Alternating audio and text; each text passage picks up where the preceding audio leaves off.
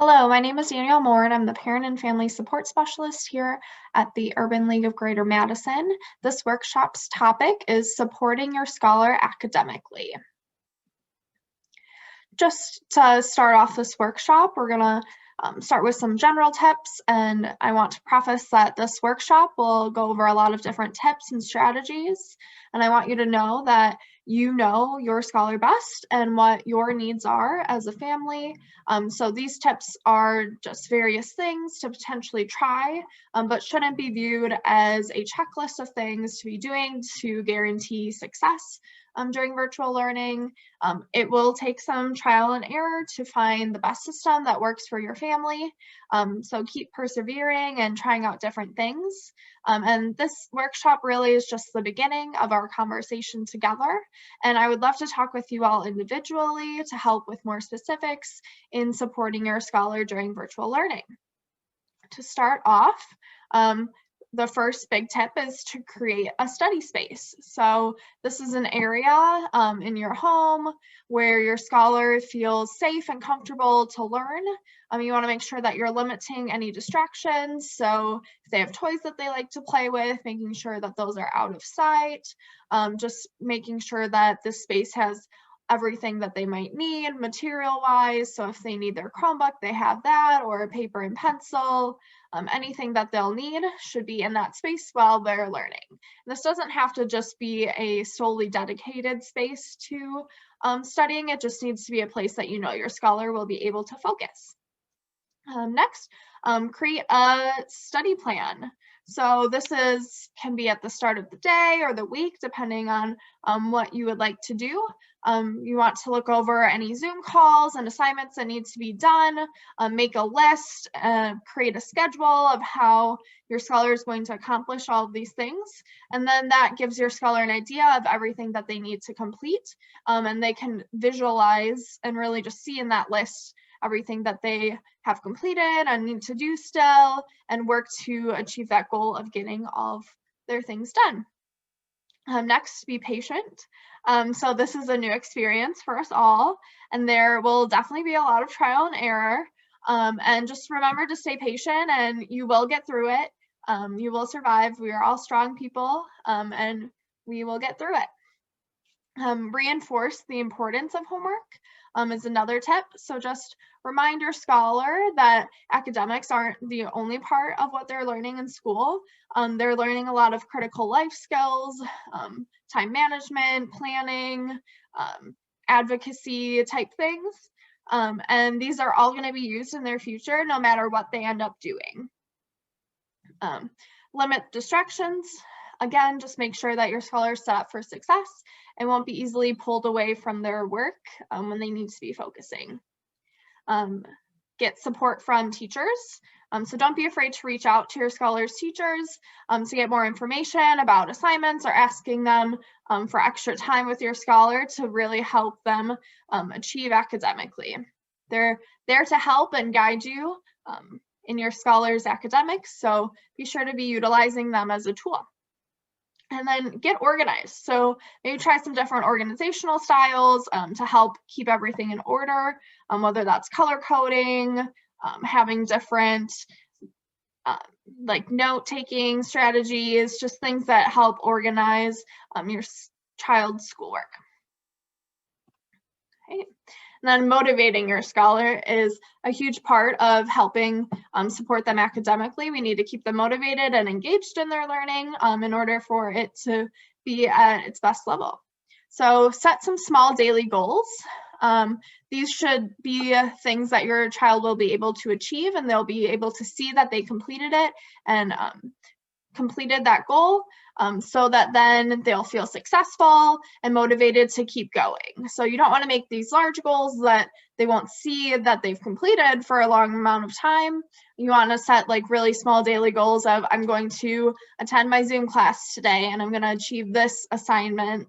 And they can really, like, if you make a physical list, they can cross it off, and sometimes that makes them feel even better. Another tip is to allow some choice.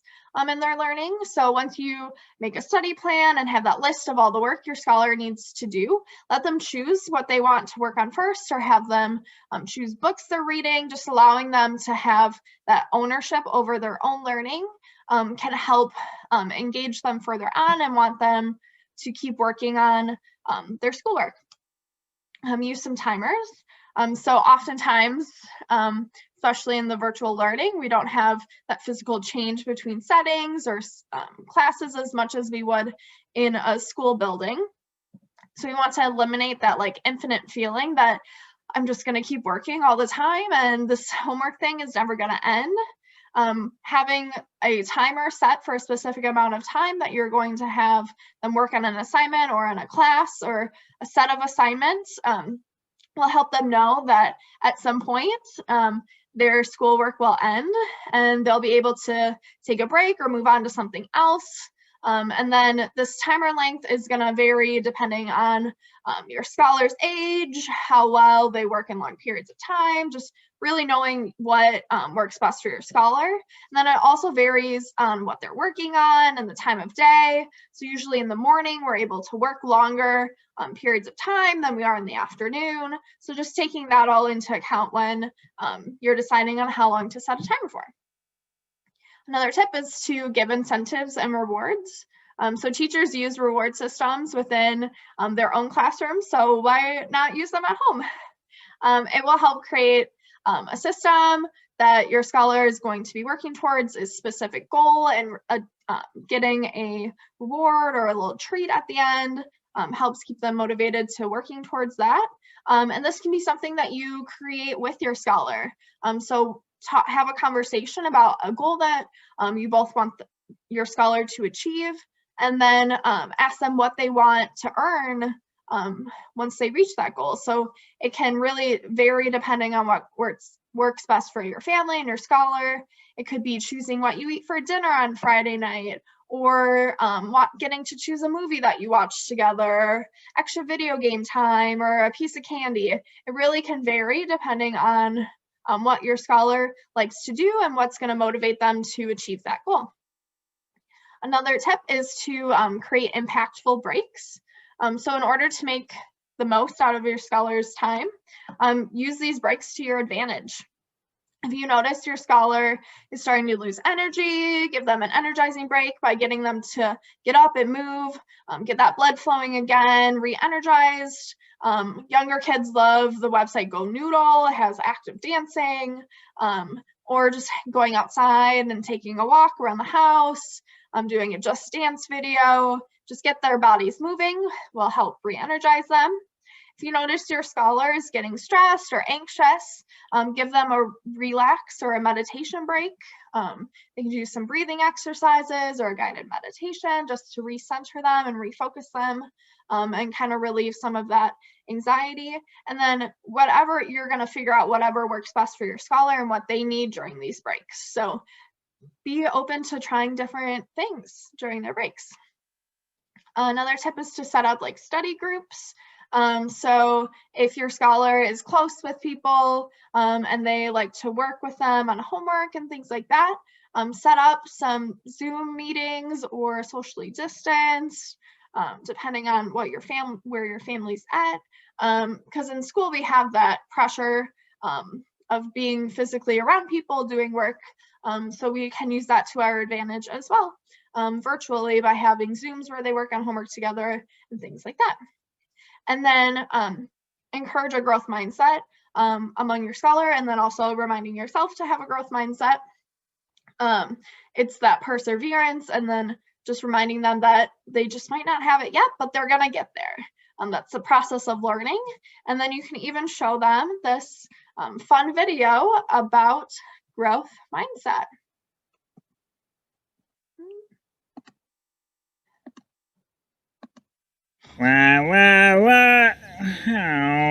How does it go? These no look right. Oh, we'll never get this. Oops, sorry. Oh, you missed the drum. There.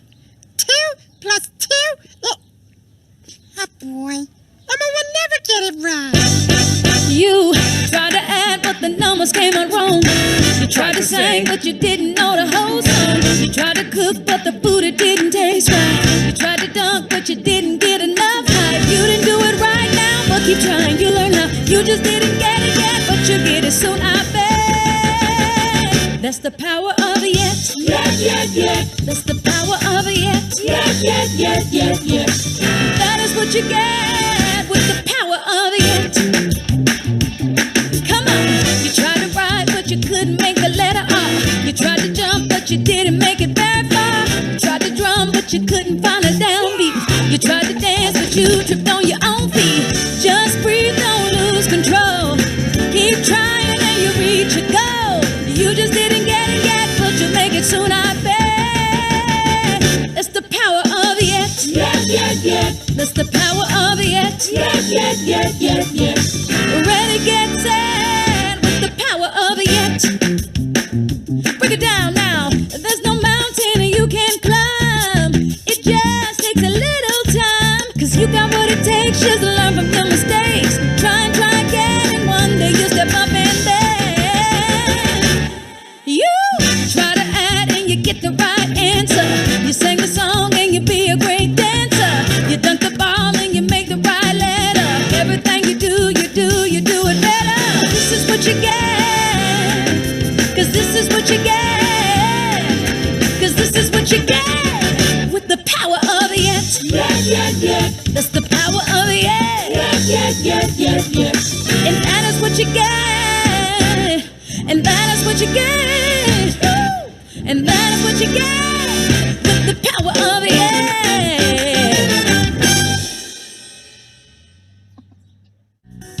My skin. Okay. So that just explains kind of the overall arching part of growth mindset. All of your scholars have this beautiful resilience within them already, and we want to just encourage them to use it throughout their lives, and now is a great time to practice these skills.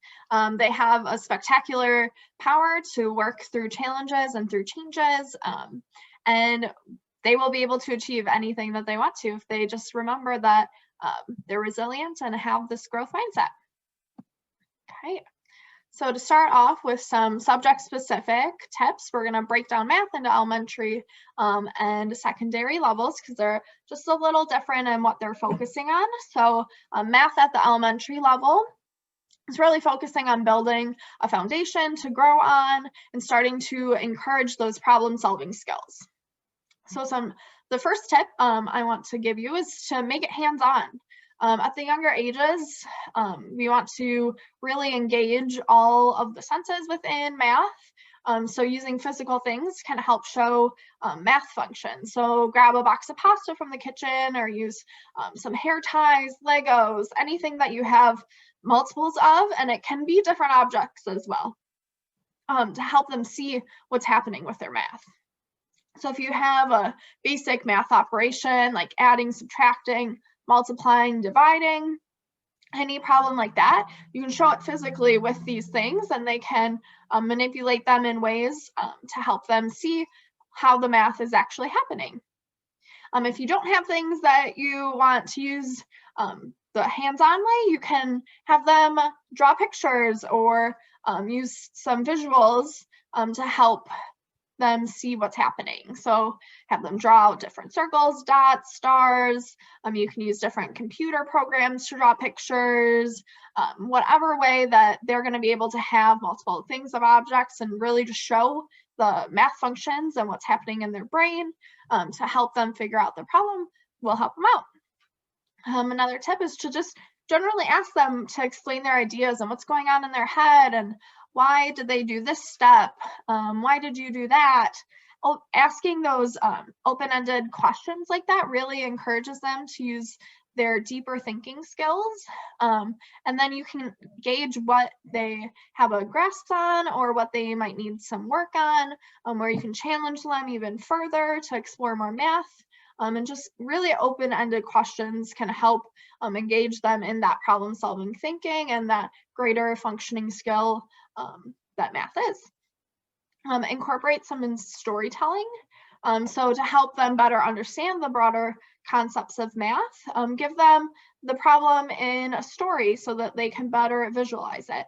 So if they have the basic addition problem of 2 + 3, that sounds pretty boring to figure out. But if you give them the story problem of, I have 2 pieces of candy and you have 3 pieces of candy, how many pieces of candy do we have all together? Now they have something that they can work with and is more engaging for them, and is something that they could actually like see themselves doing in real life. And then that incorporates that math is a real life thing. Play some math games, so make it fun for them. Encourage them to do what they want to do with math. So there's a lot of different games out there that involve varying levels of math skills. At the younger ages, Prodigy is a big online math game. It's like wizards battling each other, and you have to solve math problems in order to cast a spell. They really like it, and it's one that actually has the math skills and is a good one. And then there's also just a bunch of different board or card or dice games that you can play that incorporate math within them. Explore some everyday math with them. So have conversations and involve them in things that we all do every day that have math engaged with them. This could be cooking in the kitchen, having measurements and following a recipe, looking for patterns within things, telling time, how long something is, or if you're going grocery shopping, dealing with money. That's all math skills that we use in our daily lives. So just encourage and engage them in that type of math as well. Have some show and tell time. So have them play teacher with you and show you the new math that they're learning. This helps them explain what they know and what they're learning, and it helps them remember it more when you teach it to someone else. So you'll both be learning what they're learning and know where they're at in math, and then also helping them remember their math and engage with it more. So math at the secondary level is different than at the elementary level. It's focusing more on the conceptual understanding, problem solving, and adaptive reasoning skills. So they have this base that they learned in elementary school, and now they're pushing those basic concepts into more higher level thinking of math. So the first step is to provide those layered supports for them. So you want to help guide your scholar through their work so that eventually they'll be able to work independently without your help. So that's kind of, we're going to hold their hand a little bit, and then we're going to let them go on their own and try it out, knowing that we're still here to support them if they need help. So provide them with some hints or reminders, brief explanations as needed to help them make the connection of what they've learned and are engaging with the problems. Direct them back to maybe some similar problems that they had already solved. They can look at how they solved that and relate it back to the new problem. Help them get started by asking to identify some important details within the problem, or having them just paraphrase the problem to see if they're truly understanding what the problem's asking and where they can find those important details in order to complete and solve the problem. So another tip is don't show them how to do the problem. So you want to help them solve the problem through their own process. So engage in some conversation with your scholar to get them thinking and just draw out that information from them. And then you can use those questions and things to guide them into how to work through the problem. You don't want to just be like, this step, this step, this step. They're fully capable of working through it if you just kind of guide them with that layered support, hinting and asking those questions to get their problem solving skills working. Never jump to the shortcut. So math is now being taught different than it was when we learned it.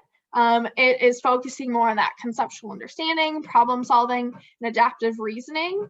So really resist the urge to jump to the shortcut or the algorithm that you were taught when you were in school.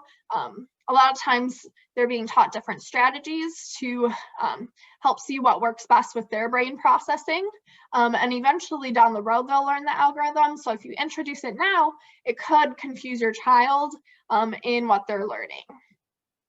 Another tip is to look for error patterns. So if you notice that your scholar is making the same error over and over and over again, kindly point out the mistake and then help them correct what the mistake and how they're doing it. So then later on, if they come across a similar problem again, they'll know, oh, I was making this mistake, but this is how I should actually do it.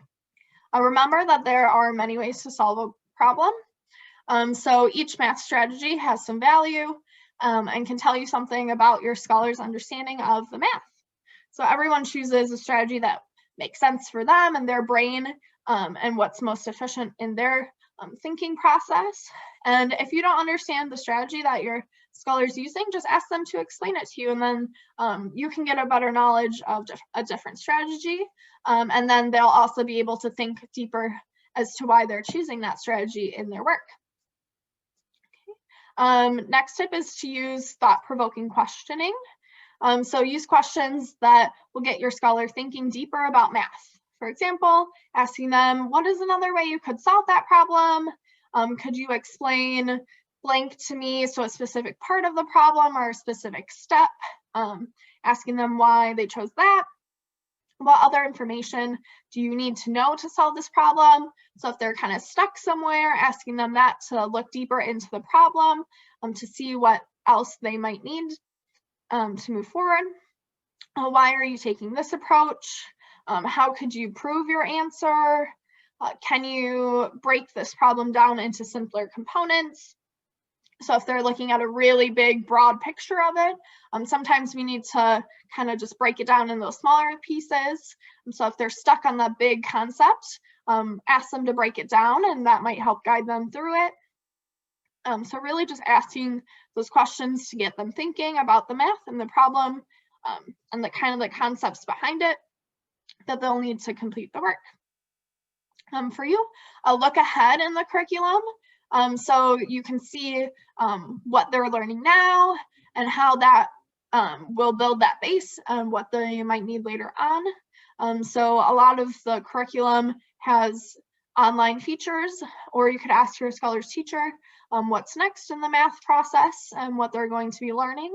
And that could help guide you into things that you need to focus on to make sure that they have an understanding of before they get to the next step. So have them explain their thinking. That kind of goes with the thought-provoking questions. So asking them to explain their thinking can provide you with information on what they understand and also where there might be some gaps. This helps to also encourage that deeper understanding of math and help them engage in talking through their thoughts, which is a big focus now with this new way that math is being taught, is thinking through your thoughts and actually being able to verbalize them. So that will help with that as well. And then reinforce concepts, the importance that now we're learning math and these concepts that will help build these skills. And math is a continuous process of learning and building on each other. And that's why we're really digging deep into all these different strategies, just reinforcing that they're doing the hard work now so that it'll be easier later on for them in math. Okay. Literacy, I'm also going to break down into elementary and secondary levels. So we're all active readers, and every person who reads engages in these things each time that we read, and your scholars are just practicing and developing these skills to do it more readily. So we're all engaging in these. We're just pointing it out and focusing on specific things. So your scholar gets more quicker at doing these things in their brain. So at the elementary level, they're focusing on decoding, fluency, and comprehension. So these are those skills that they're really honing in on to build that base for what they're going to be moving on into in the secondary level. So decoding is the very basics of reading. It's when we put the letter patterns into meaningful words, and then we're able to recognize those frequently used words. So it's really that basis of our language in written form, that we have the alphabet, and when we put the letters together in different patterns, they make words. Fluency is reading the text with the flow, accuracy, and expression. So that's being able to do it at an appropriate pace, and then also having that intonation in your voice, be able to change that depending on how the text is written. So if there's a question mark at the end of the sentence, you're having that like type of intonation when you end the sentence, or if it's an exclamation, you're raising your voice to show that it's exclaimed, you know. Those different types of expression are also being looked at, and not just the speed of your scholar's reading. Comprehension, so that's having the basic understanding of a text. So really the surface level understanding of details, maybe some inferences, but having a very basic understanding of what the text is talking about. And some high leverage literacy skills, so that you can use these whenever you're practicing literacy. So reading with a purpose will help give your scholar a goal for what they're going to be doing while they're reading, and put them in a specific mindset of how they will be reading a text. So you want to set this purpose before you start reading, so then they can go in with, okay, today I'm going to be focusing on fluency, and this is how I'm going to do that. Okay, next, model your thinking. So since we all do these things, we can show your scholar what they should be doing while they read. So if you're taking turns reading back and forth, you can think out loud and show them what you're doing while you're actively reading, and then they can follow your lead when they do it. Have your scholars show their thinking. So just a way to help them develop those skill sets is to have them write down or speak out their thoughts, to practice what's going on in their heads, and then help them also think through the text. So we're all doing these things in our head, but we want to make sure that they're practicing and we know what's going on in their head. Okay. So some strategies to help your scholar with decoding or fluency is choral reading. So this is when you and your scholar are reading at the same time, so that they can practice how you're reading a text. So they're going to engage and kind of follow your suit at the same time, so they can build that pacing with you. Another tip is echo reading. So this is where you read first, and then your scholar is going to repeat exactly what you had just read to them. So this is a useful strategy if you know that a text is going to be difficult for your scholar, if they're, you know that there are some words that they don't quite have the decoding down for, they'll be able to hear you say it first, and then it will help them decode it as they're reading it. Some ear reading is another technique for the decoding and fluency side of things. So this is listening to an audio version while reading a print copy. I personally use this to help me with my speed while I'm reading. So this it works at any age. So that can help your scholar as they're listening to it and hearing it, see what it looks like on the print version, and then it can help them make the connections in the decoding side of things. So that would be helpful also if your scholar is working with more difficult text, and then they can really focus on making that connection rather than them trying to have to worry about reading the print version and then also orally communicating the decoding side of it. Another tip is to practice sight words with your scholar. So these are those high frequency words that your scholar should readily be able to decode right away. You can make flashcards of these, or you can make a list of them and have your scholar read through them. You want to repeat them over and over and over again so your scholar can more immediately recognize them and just be able to kind of speed through them. You can search for these lists online, or you can ask your scholar's teacher what sight words that they're working on right now, or that they might need some practice with. So speed reading is another tip. You can make this into a fun game. So find a shorter piece of text, challenge them to read it as fast as they can with as few errors as possible. So that's an important thing, is you can read a text really fast, but you could have made a lot of mistakes. So you want them to also be focusing on doing it as correctly as possible. So once they've read through it once, challenge them to see if they can do it faster and with fewer errors. And you can really make a game of it, and maybe if they beat their goal, they could get a reward. Another strategy is finger tracing. So this is where you follow along in the text. You can use your finger to like word by word follow through, or you can use a ruler to help the lines. This helps them just see where the text is going. Then it also helps develop those print skills that we read left to right and top to bottom, which is another thing that they're focusing on at the very early levels of literacy. Rereading, so we want to encourage them to get familiar with the text and read it multiple times. And then, especially if there's a lot of challenging words, they'll get it if they keep reading it over and over again. So a lot of times people are like, oh, don't read this again, but we want to encourage that rereading. It helps engage them in the text. Some strategies for comprehension at the elementary level, to use a KWL chart. So this is what know, want, and learned. So before reading, you're gonna look at the cover and the back summary of a book, and have your scholar write down what they already know about the text and what's in the subject of the text. You'll also have them write some wants down, so some questions of what they want to learn while reading the text, and you'll make kind of like a T-chart. They'll write everything down, and then you'll read the book or the text.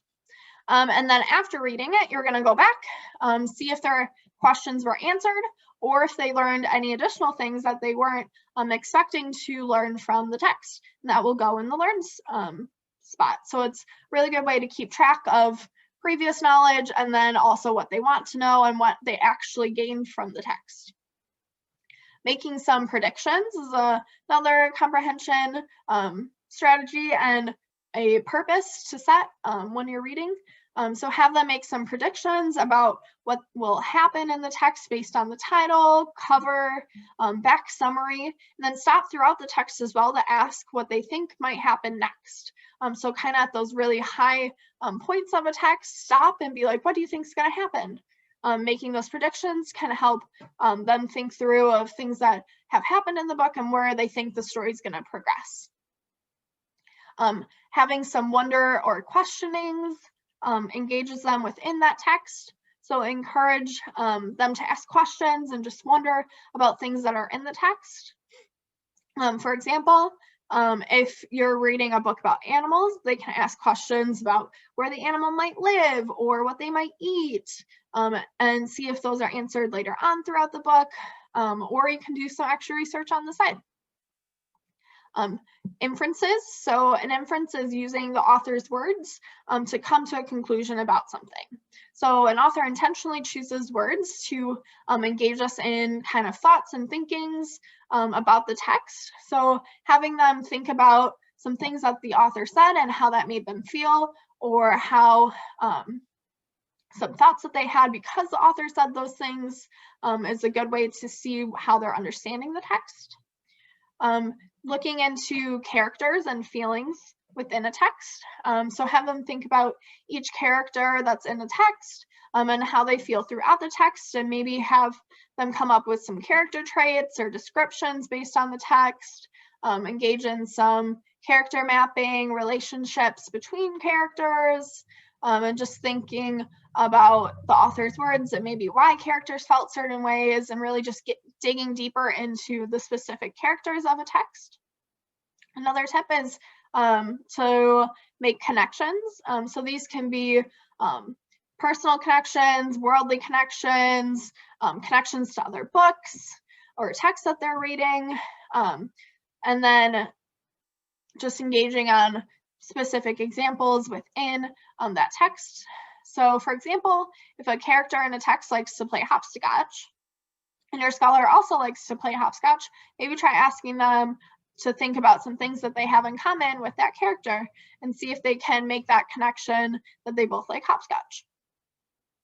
Summarizing is another way to see what understanding that they got from a text. So this is retelling just the main parts of the text without providing all those little details. So we're not looking for them to be able to give back the entire story and every little detail that happened, but we're looking to see if they're able to identify the important aspects of the text and those main parts of it. So this can help your scholar think through what's important and what's not in the text. And you can also see what they got from it and what they felt was important from the text. Okay, and then at the secondary level, literacy is building deeper into the comprehension skills and then pushing it one step further into analyzing a text.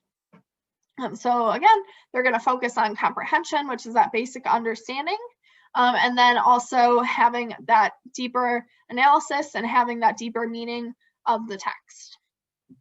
And then again, you can use these same high leverage strategies when you're working on any literacy skills with your scholar. And that's setting that purpose beforehand, modeling your thinking, so thinking out loud as to what you're doing while you're reading a text, modeling it for them, and then having your scholar show their thinking. They could write in the margins, annotate the text, have a reading journal where they write down their thoughts, or just engage in conversation with you about it. Okay, and then some strategies for comprehension at the secondary level, just listening to your scholar. So remembering that reading is a process of active inquiry with the text. So as you're listening to your scholar read and think through a text, listen for what they already understand and what they might still be confused about or missing within that text. And that can help engage in where you're going to lead a conversation that you have with them, or specific things that you might want to point out to them that happened in a text. Another strategy is summarizing at the secondary level as well. So have them summarize different parts of the text, engage in some STP, so stop in a specific part about the text, have them think about that part, and then have them paraphrase what they had just read. So paraphrasing puts their own understanding and their own words into something that they had already read, and that'll help you see what they're actually understanding within the text. You can have them summarize based on the beginning, middle, and end of the text. So ask them what happened in the beginning, what happened in the middle, what happened at the end, and seeing what they recall from the text. And then you can also have them look into some keyword summarizing. So asking them what were the important words in the text, and then use those words to help them build the summary. You can also have them summarize based on the characters. So thinking about who, what, why. Who is the most important character? What did they do throughout the text? And then why did they do that? And having them really use the text to provide evidence as to why they think that they did that. Having them develop some vocabulary skills is another strategy to help with comprehension. So this is going to be different. So you can use keywords, or if there's a word that they don't know, you can have them engage in looking for some context clues or looking up in a dictionary and just building more knowledge around a wider range of word sets. You can also have them use some graphic organizers, and there's a bunch of different types depending on what you're focusing on. So if you're focusing on characters, you might want to make a sociogram where you write down each character and map out their relationships with each other. So draw lines and explain their relationship. You might also want to create a character trait evidence chart. So this is a chart with those columns. You're going to explore the characters, what traits they have within the text, and then where in the text that you got that information from. And if you're looking at just a whole storyline of the text, you can kind of make a timeline and plot out the different events of a text to help you see how it progressed and the important parts and when they happened within the text. Another strategy is to engage in some text-based discussion. So oftentimes we want to make those connections, and then sometimes we'll wander away from actually talking about what the text is. So keep them focused on the text, and allow them to not wander too far away from what's happening in the text. So they can make those connections, but then refocus it back into the text. Another strategy is chunking.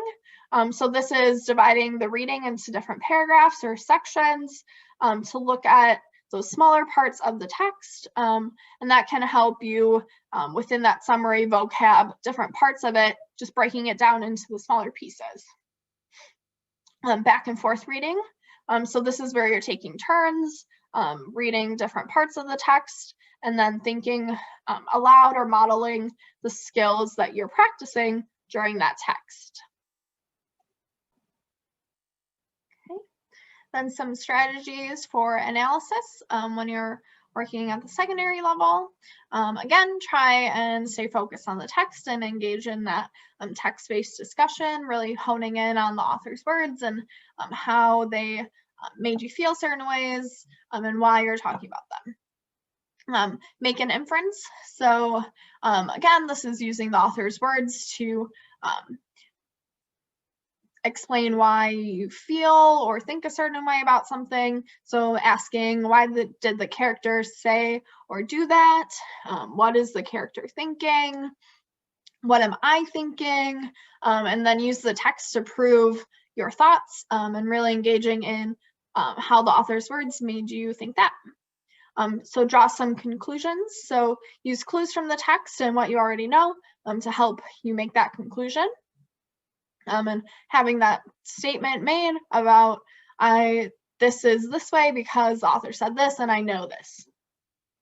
You can use graphic organizers as well for analysis to just show your thinking throughout and then helping build that deeper understanding. You can write in the margins of a text to help you remember and think through about what's happening in the text. And then some avid strategies for working with nonfiction texts. So when you have it printed out or on specific programs, you can number the paragraphs for easy referencing if you have to write about it. You can look at the different text features. So that's the title, headings, subheadings, any diagrams or graphs and pictures. So those are really important pieces within nonfiction texts, and they can provide just as much information as can the words within that text. Circle any keywords that there might be within the text, underline the author's claims or other important information so that when you are engaging in any conversation or writing about the text, you can easily reference it back and see where it is in the article. Keep track of any questions that come up, and then also summarize or paraphrase the text to help engage in that deeper thinking and to develop your own understanding of the text. Next, I just want to show some different features of our resource library that can help you support your scholar academically, and then also generally speaking, this is made for you and to help you during virtual learning. So here's the home page. Has information about all the workshops and the drop-in office hours. Right on the home page as well, there's links to different virtual learning platforms and how-to guides on how to use them. And then just some more information there. And then up here, all of the different workshops are hosted. So if you missed one and you want to go back, or if you attended one and want to re-see the information, they're all there. And then within the supporting your scholars materials, there's just some general articles and tips, kind of some infographics about generally speaking supporting your scholars.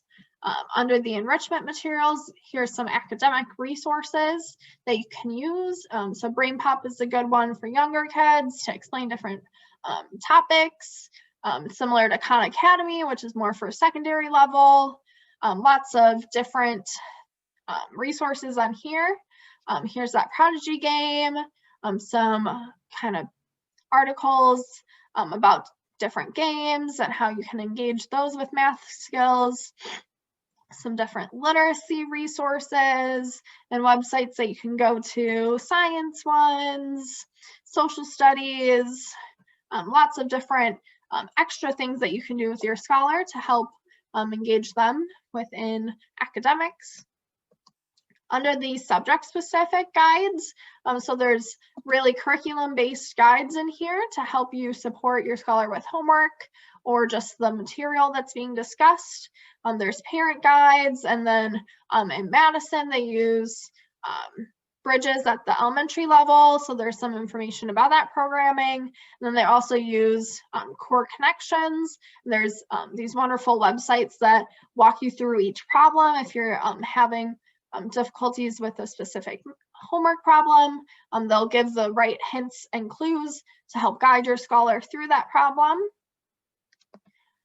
Just some learning tools, so those are those learning platforms. If you want some tips and tricks about the different Google apps, just lots of information here. And then I want to bring you over here. There's school district resources, so this will link you back to important information at each school district.